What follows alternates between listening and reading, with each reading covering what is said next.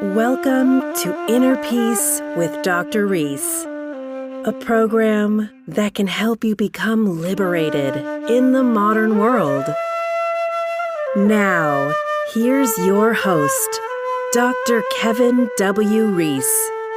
I'm here at Ananda Ashram in Monroe, New York, and I've talked about ashrams and monasteries on this podcast before, but this is my first time broadcasting right from an ashram, and I ran into a gentleman just a few hours ago, who I have with me right now, Bill. Hello. I talk about this on the podcast a lot, is other opportunities besides, living in society. Yeah. Doing the rat race, Mm-hmm. the 9-to-5 job.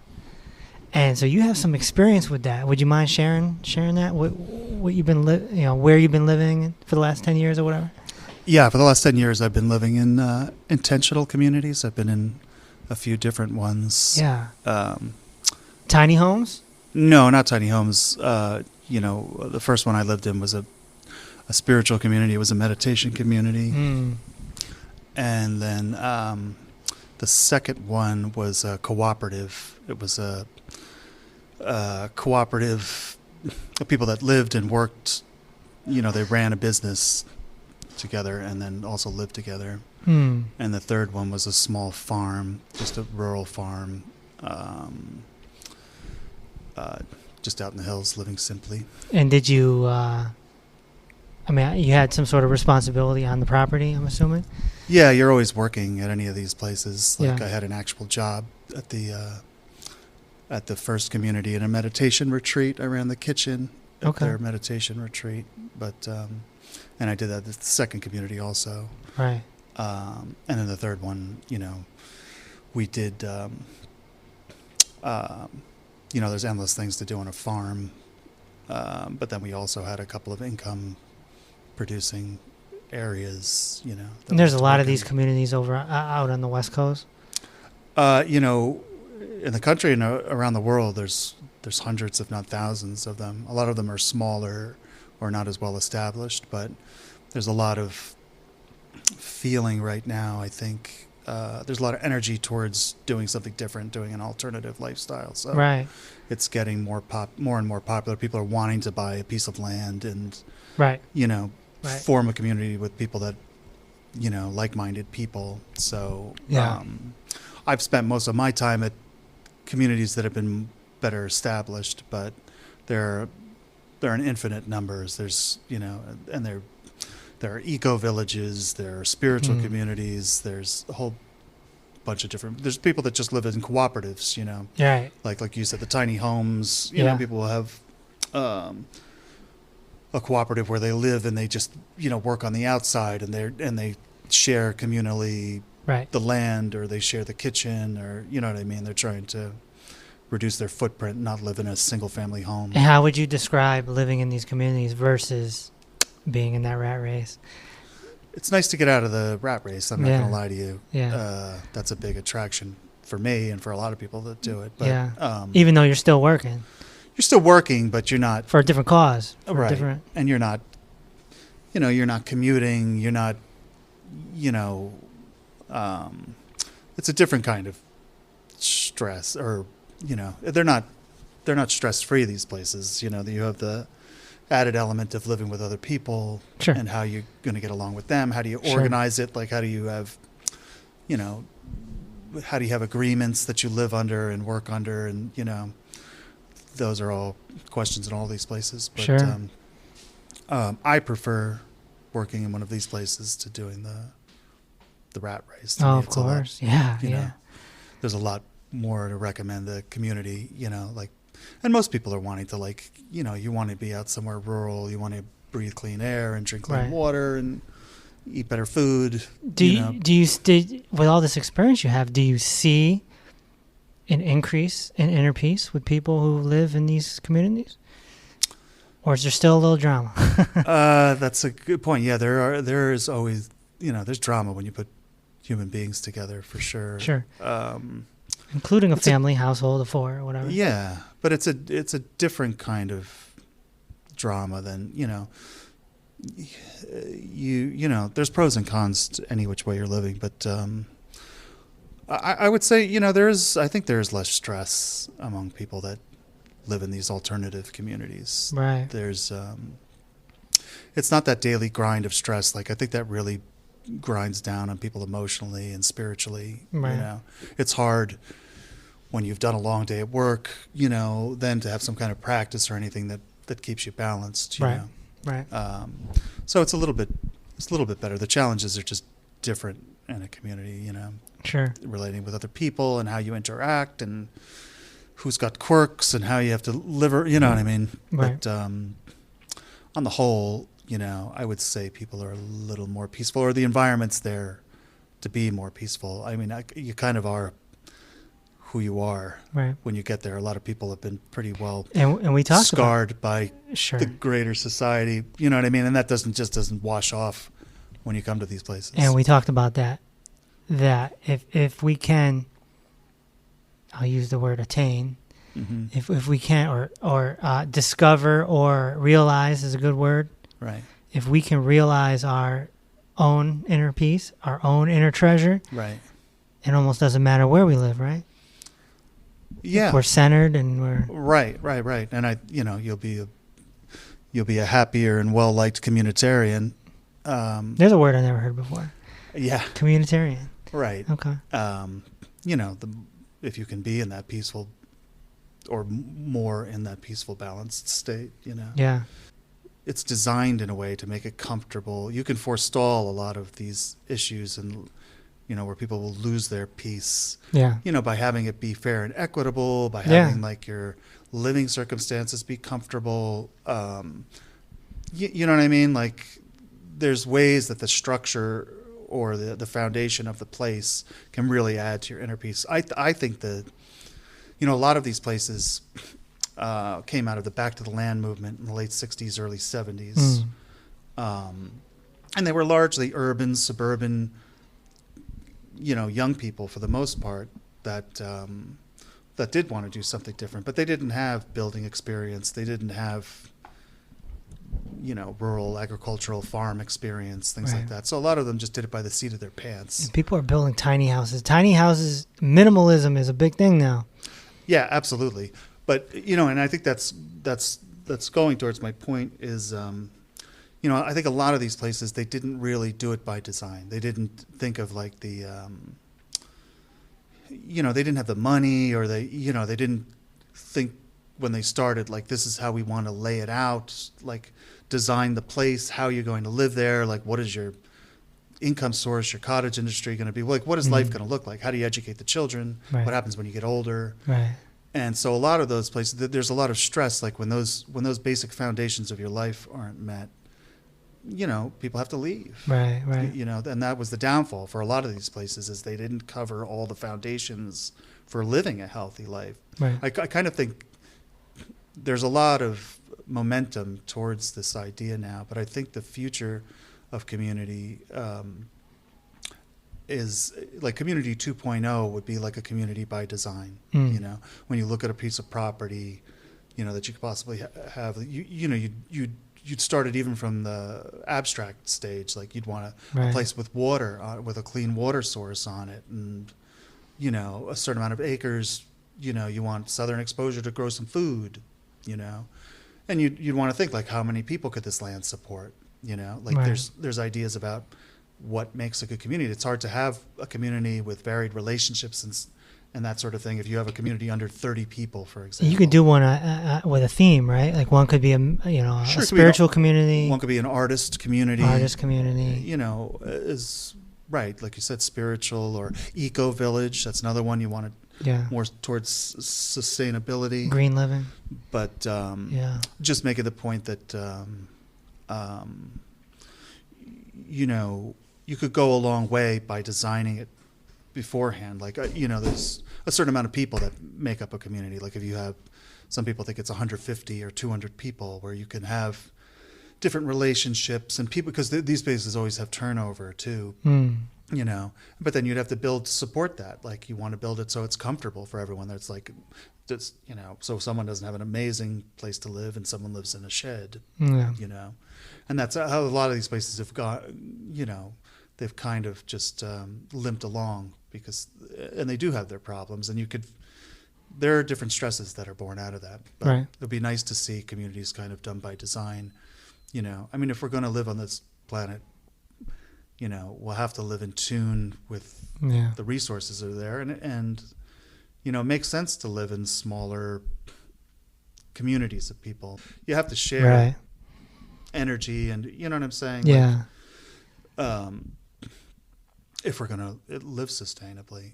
And then, of course, there's monasteries and ashrams, which is another route for some people. Right. There's people here who have been here for 10 years plus, you know, that I've met over the year. I've been coming here since 2012. I see some of the same faces I saw at 2012. I'm sure. So they've been here for a long time. What brings you to an ashram? My belief system is more towards like the Indian Hindu belief system. I'm more of a meditator, so I'm comfortable at these places. Right, and this is a key point I want to make to the listeners is you could come to an ashram as a non-spiritual person, but you might stand out. You know, they want people that are want to deepen their practice, right?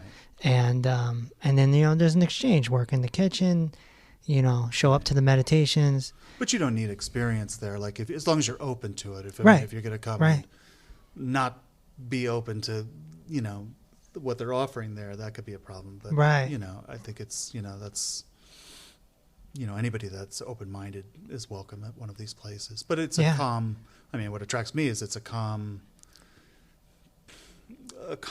place, you know, where you can eat good food and you can be out of the city and, you know, collect yourself, you know, and do a meditation practice or a yoga practice, or, you know, in peace. In peace. So, yes. There's tons.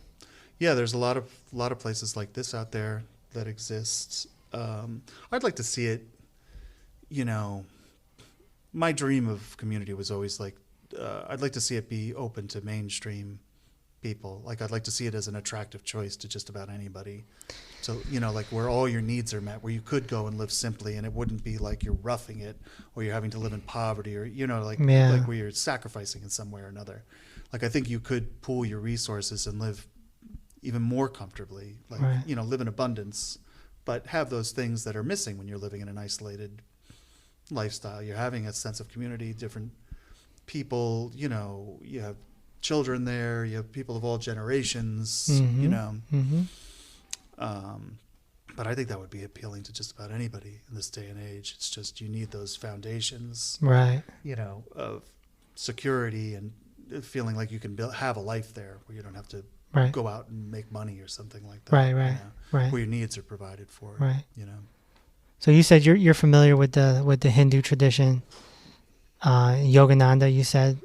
Yeah, Yogananda is the tradition that I follow. He started an organization called Self-Realization Fellowship, but it's not a religion. It's a, you know, it's any belief system is welcome. They described it as like a church of all religions. But it's more of an organization to, you know, teach people yoga practices. They, you know, they concentrate on certain meditation techniques. And Yogananda is a very popular guru who was influential in bringing yoga to the Western world.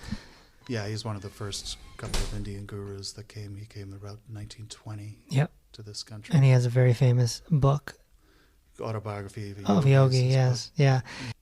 So with you being familiar with this, you fit right in. And so that was kind of the point I was getting at is, you know, if somebody is really Westerned out, is that the term, Westerned out? If you're really engulfed in the Western culture, you know, a place like this could be, you know, a shock for somebody. Sure. You know, blessing the food in a certain way. Or, you know, there's chanting before meditation and stuff like that. I remember the first time I came in 2012. I was like, what's this chanting stuff? Right. Because I was just used to regular meditation. Right. I'm like, what's this chanting stuff? It kind of threw me off. Mm-hmm. And, I asked somebody questions, and they educated me on it. But, I just want to get that message out there to anyone listening that, there are options. Sure. I don't know if anyone can just come to an ashram. I'm sure you can, come for the weekend or something like that. Try it out. But you definitely have to be aware of Eastern culture, a little something. We have to be open to it. This is something I talk about on the podcast a lot. What would you say is the big difference between Eastern and Western traditions? Oh, wow. It's a loaded question. Well, it's just a huge topic. It depends on where you want to start talking about that. Between Eastern and Western. You mean just the spirituality or the culture or... Yeah, we can do spirituality. That makes sense. Yeah. Well, even honing in on the Eastern, like the tradition I follow is like, in the Indian Hindu tradition, but a lot of, people are attracted to like the Buddhist tradition, right.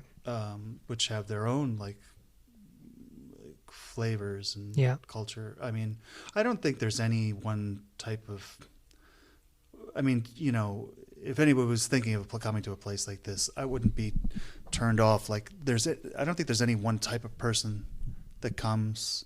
Like when I had first started thinking about doing an alternative lifestyle, like living in intentional communities, mm-hmm. I was afraid it would be people that I couldn't relate to. Like right. everyone was going to be a hippie or something like that. Hippie, and it's not the case. People of all shapes and sizes, it's eclectic. People come from all different backgrounds, to come to these places. And as long as you have an open mind, I think you're welcome, if you're not going to deride the... What is it about the word hippie that is so stereotypical? Because I think I wasn't around for the hippie movement. I'm about 10 years younger than you. Right. From what I see, it seems like they had the right idea. Right.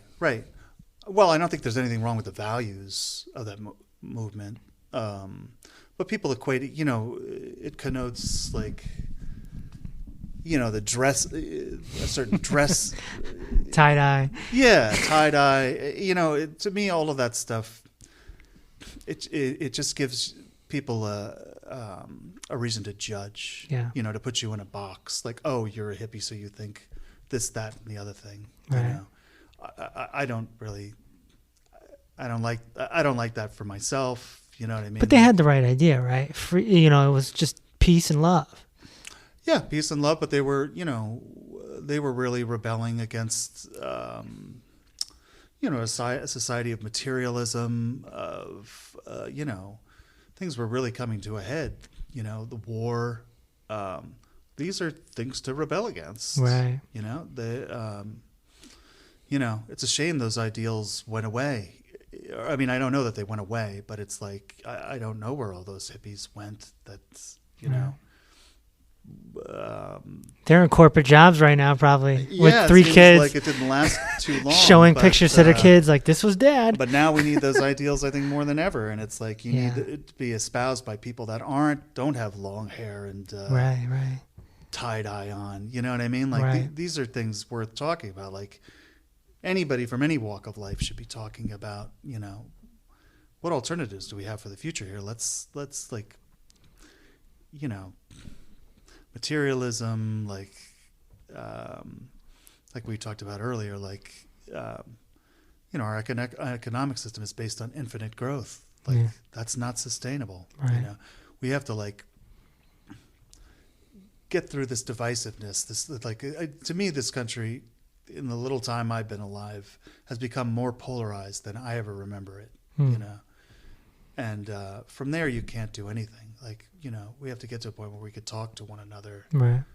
And, those aren't far-fetched ideas. We're going to have to, either we're going to find a way to live sustainably on this planet in peace, or we're going to perish. Right. Right. And it's not going to be pretty. No. And I think that's what this move towards communities, towards even the ashrams, everything. It's like, that's the impetus. Is like people want to live in peace. That's it. I don't think there's anybody that doesn't want to live in peace. Yeah. People are we got these school shootings all the time, and there's always fights. And when we were kids, there was a fight. And now the fights end up on YouTube or Facebook. Right. It's like, but I mean, if you think about it, like everything in the society is geared towards, people trying to, the catchword is happiness. Like, right. Does it make you happy? But really, it is a feeling of peace and tranquility. People are trying to find something that's, and that's being sold to you as like, you get this car and you'll be happy, or you'll get, this job, you'll be happy. You get this new apartment, you'll be happy. When you get the subway tile in the apartment, right. then you'll really be happy. Right. I call it carrot chasing. Right. Just everyone's chasing the carrot.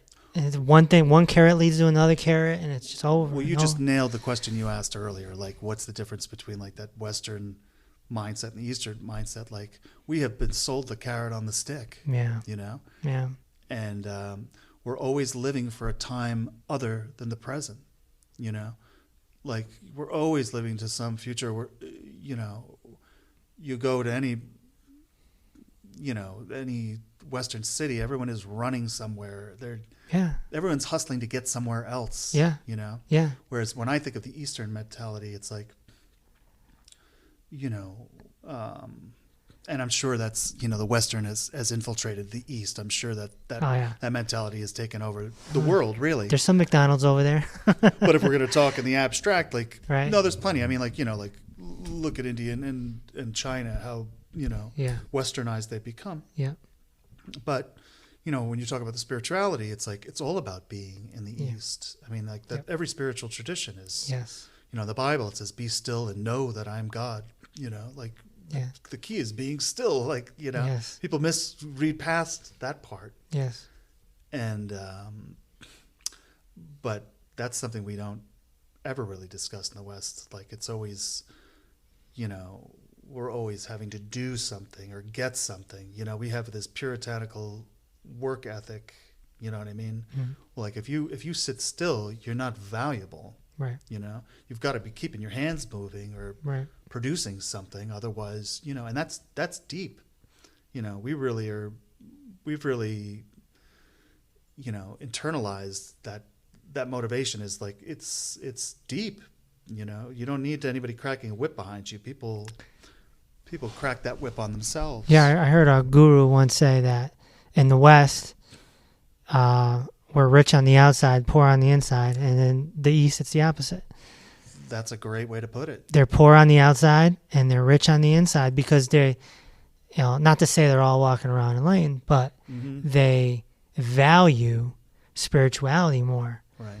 It's how we how we worship celebrities. Mm-hmm. They worship gurus. Right. And there's tons of gurus. Right. There's gurus that we've never even heard of.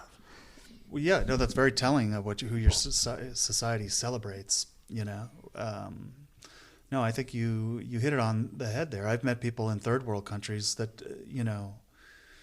I mean, if you're going to, this is a term I hate in the Western world, like success in our estimation is just material money success. Yep. That's it, period.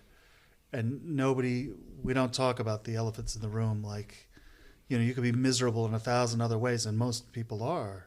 Right. But if you're driving the car or live in the house, that's success. Right. But success is relative. Well, and I mean, you think of the things that make you human and what's really successful. Like, it's really no person gets older or like approaches death and thinks about like, oh, I wish I worked harder. I would spend more time at work. Yeah. They think about their relationships and like things of substance, That's another big difference. The East and the Eastern traditions are more geared towards how to die peacefully. And here in the West, it's just kind of feared and it's kind of get everything you can now before you die, Right. The carrot chasing and right. what you were just saying. Well, as if, like we hear, you hear the phrases like money doesn't buy happiness or everything, but it's like this gathering of things and toys, like you're not taking it with you. Like Right. you're not taking it with you. There's No. really there's no end to the. One of my favorite stories is Alexander the Great, who, he on his deathbed, he gave the request, when you give my big funeral, because I'm Alexander the Great, make sure my hands are out of the casket, because I want everyone to see that Alexander the Great died with nothing in my hands. Yeah. Yeah. No, it's a good point. Can't take it with you. We are lacking in a lot of the things that make you rich in spirit. You know, Right. to have time to just be. To be around other people, like to be. To have social time. You need these things as a human being. Like a plant needs air and water and sun. Yep. Like you need that. Yeah. Like your life isn't just meant for you going back and forth to a job and paying bills and dying miserably. That's a poor plan. Is there even such a thing as success? Because I know, speaking for myself, I've always been an overachieving go-getter. Mm-hmm. Okay. I was achieving at, 17 years old, just getting it. Right. And for people like me, once you get what you're chasing, it's not that satisfying, because now it's like, You're all right, still the same person. and I got to go get it. I got to go chase something else. Well, now you need a new dream. You already got that dream. Need another idea. Right. You got to chase something else. Yeah, I got And this is constantly reinforced in the Yeah. media and everything. Like, oh, your dreams, you got to chase dreams. You're always chasing something. It's like, Yeah. nobody's telling you to be still and find peace where you are right now. All you ever have is this present moment. That's it. It's a fiction that you have something in the future. Like, if you're not peaceful now, you're not going to be peaceful running from now. Right. Right. You know what I'm saying? Like, if you, we're being sold a bill of goods. Yeah. Like, what is the success? Like, when do you reach it there? You were running at 17, like, oh, okay, the success was the house or the car. Like, then you need a bigger house and a better car. And Yeah. you got to be around better people, like it never stops. Yeah. Like, look at the people who are billionaires. They're not stopping anytime soon. Then it becomes about something else. It's like, Yeah. there's some other carrot to chase. Yeah. It's like, Doesn't it always ends in failure somehow, some way, almost? Because well, that is a failure. That is a failed life. Yeah. Like, what in reality are you chasing? Like, what are you achieving? right, You're achieving some nonsense, Sure. material looks or some accolades. Like, peace of mind is what everybody's going for, but we're doing everything Right. to avoid. right. What peace of mind does, say, Michael Jordan have with 6 championships? You mean like, Like, all right, he's been retired for 20 years now, whatever At it's been. least. Okay, it's considered the greatest, etc. right? How does those 6 championship rings affect him, his life, his personal life? It really doesn't. Nothing. Yeah. Those are his accolades that ESPN talks about, and that's Right. really where it ends in a way, right. right? So I'm just using Michael Jordan as an example Right. of a successful Westerner Sure. who achieved. But we don't know anything about his life. I mean, Right. Michael Jordan could be a depressed wreck of a human being. I don't know. He could live in a big mansion and cry every night. Who knows? I know a lot of depressed people who live in mansions. Like, Yeah. It's no indicator of health. What Krishnamurti said. It's no indicator of mental or health to be to be adjusted to a sick society. Right. So you may have all the accoutrements of wealth and money, and I mean, I've never heard anybody say like that did it for them. Right. Right. It's usually the opposite. Right. Like, Right. it's nice we're having this dialogue, because this dialogue should be, Put it on CNN, darn it. well, no, it should be everywhere.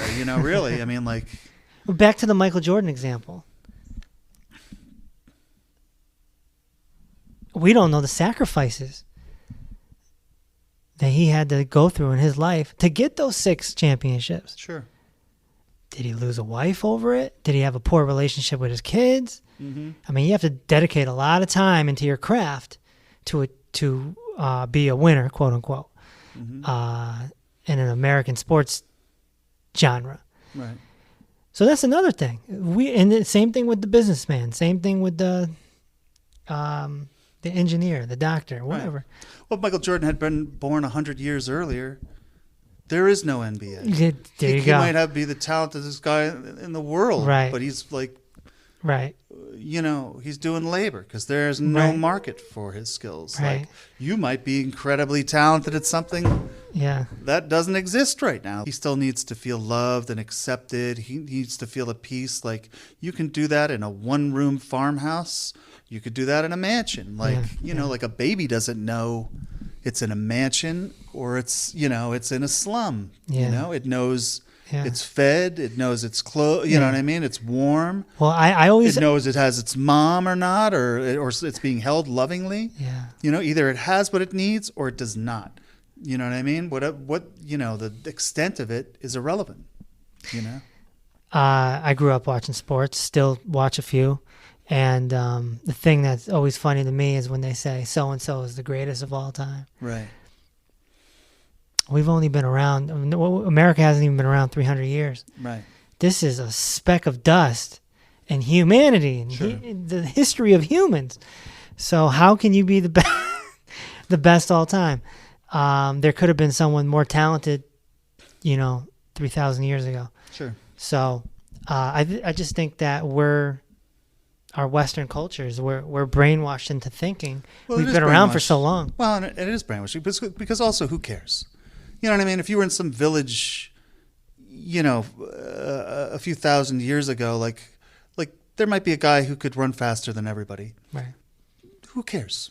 You know what I mean? Like when you have that foot race, oh yeah, okay, Johnny is faster than everybody. In the scheme of things, who cares? Right. You know what I mean? If he can kick something in a net, it doesn't make him a better human being. Right. Like he shouldn't get paid more for it. Like you don't have less of a value because you can't run as fast as Johnny. Mm-hmm. Like, who cares? Who cares? That's not gonna bring you peace. That's not gonna bring you the happiness that Another difference between East and West, using us as examples. Okay, the average Westerner could look in on us at this ashram right now and say, oh, these are just some bums they're just leaving. They're retreating. Right. They can't make it in society, so they're quitting. Mm-hmm.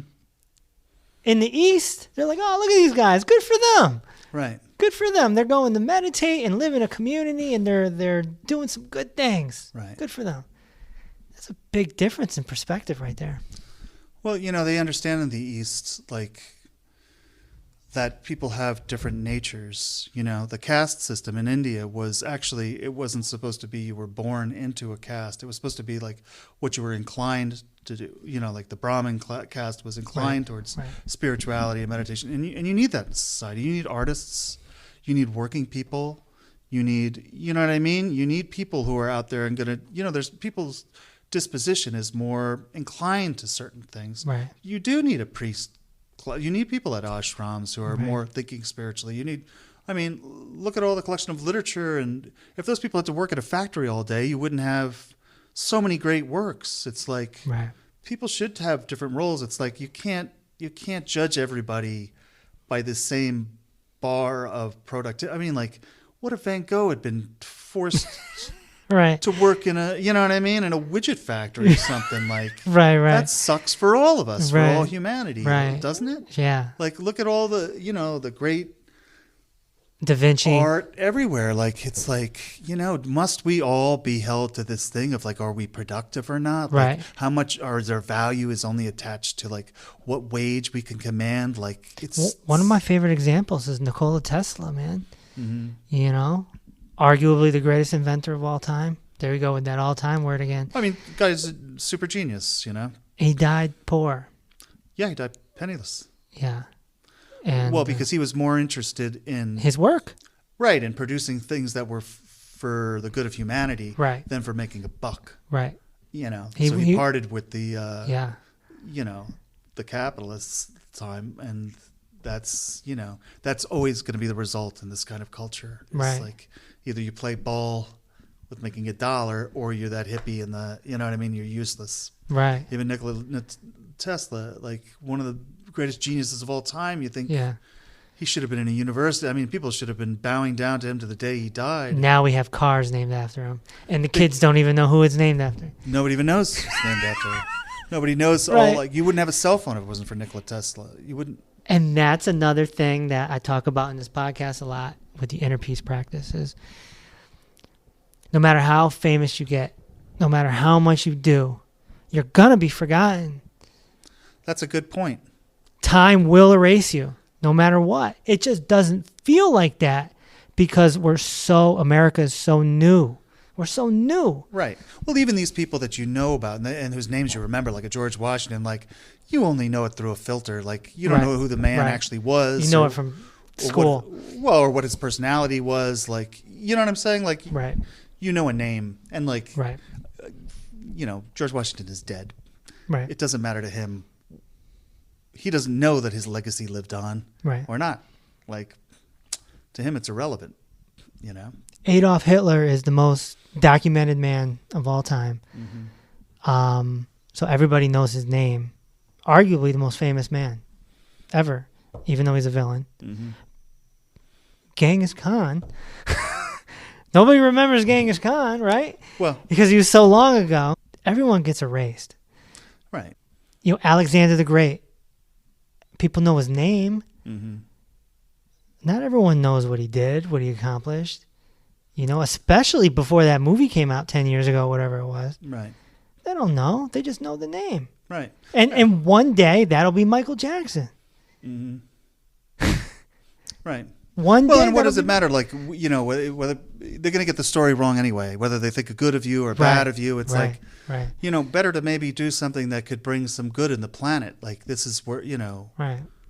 Like, then who cares whose ego it's attached to, you know, or if it is at all. Like, you know, like, I would like to see, you know, I'd like to see things shift out of this materialism, you know, like, let's talk of a world of abundance that works for everybody. Like, what a fascinating idea, you know, like, imagine how that gets started. Like, you'll never get who actually started. Somebody will get the credit. Who cares? Right. You're going to be gone anyway. Right.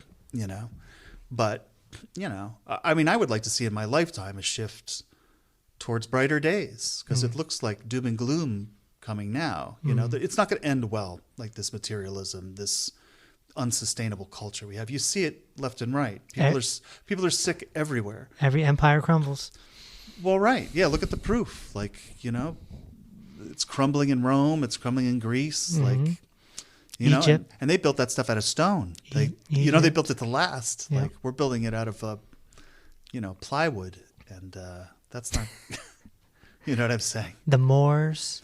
Right. Egyptians. Well, because they're all built on the same principles. Like, you know, this whole imperialism idea and this whole, you know, none of them were built on an idea of balance and sustainability and fairness. They're all built on ideas of haves and have-nots and of acquiring. You know, once they cut down all the trees in Greece, they had to go to the next island to get their trees. You know what I mean? This is the nature of what we talk about as economic growth, but it's craziness. I mean, really, at its heart, it's insanity. You know, nothing infinitely grows. You know, things that survive in nature survive in a balance with nature. Every animal that's evolved and survived up until now survives in a balanced state with its environment. If they get too many animals, you know, they're going to have to die off and come back because there's only so much food in that environment. There's so many things to sustain them. Like, this is how you and I have evolved. Right? We wouldn't have been around for however hundreds, thousands, millions of years. We don't know. You know, living in the way we are now. I like that statement you just made. Which one? We don't know. We don't know, but you do know that you must have lived in tune with your surroundings, like, because you would have burnt it all out. Well, I just think it's important that, you know, we start saying I don't know to a lot of things, you know. Right. Well, I mean, we don't know everything. No, we absolutely don't. We can't necessarily trust all this history stuff they feed us. Well, it's you know, you get fed a lot of things so that we keep on with the status quo. Like, we keep hurtling towards this cliff, you know, where we do chop down all the trees and we do, you know, eat up all the resources. Like, that's a bad idea, you know. Nobody, it's better, it's far better to start thinking of other plans. We're brilliant. We went to the moon. We can create an iPhone. Surely we can make a plan that works for everybody on the planet. Right. There's certain natural laws that this planet operates by that you can't, if you transgress those laws, you're going to pay the piper. Sure. Like you have to live in tune with your environment. That's not an option. There's laws for the body too. Right. It's all the same. Everything's a system. Everything's a system. Your body's a system. The universe is a system. Right. The flowers outside is a system. And there's an optimal way to use it.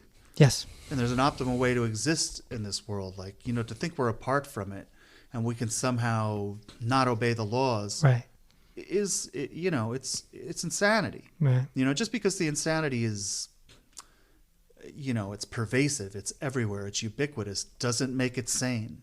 You know what I mean? Like everybody who's adjusted to this idea, this materialistic life of like, just think of the insanity of it. Like everyone's driving in cars back and forth to push pieces of paper from one end of a desk to another. Like, right. They're not doing anything to better anything. Like this is just for the whole purpose of making money, whatever that means. Right. But like, they're not like plowing a field. They're not making food. They're not building a home. They're like not producing clothes, like necessities for life. It's like, but think of all the energy wasted. We have a limited amount of fossil fuels. We're burning them as fast as we can because we've got this system that has us locked into doing these things. Like, right. It's crazy. What are your 3 tips to people for inner peace? 3 tips. Wow, 3 tips. Humbling yourself is a good move. Step back, and question these things that you take as gospel or you take as your beliefs. We're going to have an open mind. Peace, peace isn't found in materialism. It's not found here. Be open enough to hear the truth. That's number 1. You have to be open enough to hear the truth. And there is a truth about things that you need to be peaceful. I'm gonna merge all these 3 things into one long thing. I gotcha. You have to take care of your physical and spiritual and mental well-being. Then you're not good to anybody if you're sick. Right. So yes, you're gonna have to learn to find a balance in the fray, in the mishigas.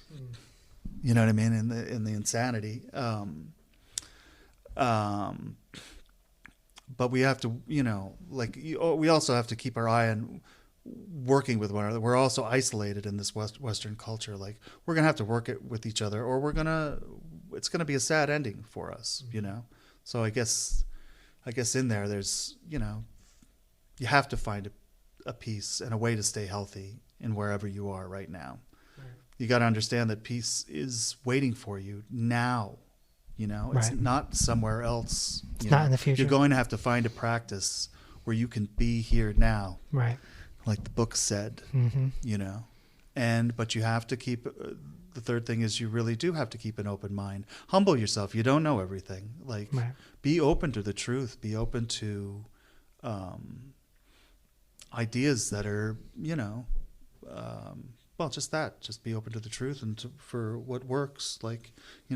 This divisiveness, this polarity with people is just going to hurt us all in the long run if we can't agree on anything. Right. We'll never change the big structure, the structure that's keeping us on this treadmill, keeping us from our inner peace. Right. Right. So find your inner peace where you can now, but let's keep an ear open for what we can do to shift it on the big scale. Right. That's all I can think to say about that. Well, wise words from Bill, who I just met, I don't know, 90 minutes ago, 2 hours ago, maybe max, right. over dinner here at Ananda Ashram. So I appreciate the time, man. This was spontaneous. It was hey, let me go get this recorder. Yeah, no, thanks for having me. It was, it's fun. It's always fun to talk about this stuff. I think this should be, if we use social media and the internet to its best advantage, these are the type of subjects I would like to hear all the time. Right. Rather than, distracting stuff or political nonsense. Yeah. It's just the news in general. Well, let's talk about a way out. Let's use this stuff to, realize we are all alike and it's on us to shift this thing. Yeah, we're just part of the whole, right? Right. All right, Bill. Thanks, man. Yeah, so I'm here at Ananda Ashram. I may interview some more people. I don't know. I'm just being spontaneous here. But definitely check everything out on the website, drreese.com. That's doctor spelt out, and we'll talk soon. Thanks for listening to Inner Peace with Dr. Reese. If this episode opened your heart, feel free to share on social media and tell your loved ones. Also, be sure to subscribe so you never miss an episode. Until next time, may peace be with you.